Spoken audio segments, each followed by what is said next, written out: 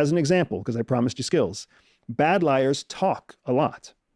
Good liars talk a little, because the more you talk, the more you run the risk of undermining your own lie. Bad liars make a lot of statements. Good liars ask a lot of questions, because if you ask questions, you're not really disclosing anything about yourself. So if you think back and if you remember ever going to a party or ever having a date or ever being in a social environment where there was somebody there that made you feel so interesting, but you didn't know anything about them, you were talking to a very good liar.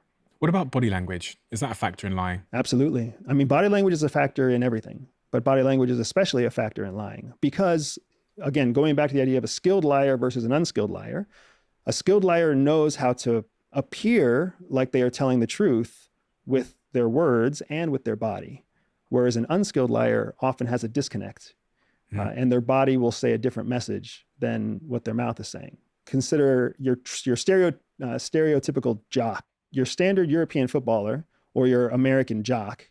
A lot of times they'll be portrayed as like somebody who they sit bigger than life and all this other stuff, right? Their body shows confidence and openness, but then when they talk, they sound like idiots, right? Sure, like, totally, like, dude, that lady, like, whatever. There's a disconnect. Their voice does not demonstrate the same confidence that their body demonstrates. So you know that person is lying. What they're lying about is not necessarily just the content of what they're saying, but they recognize they can't cognitively accept the fact that they are in a position where they are telling an untruth.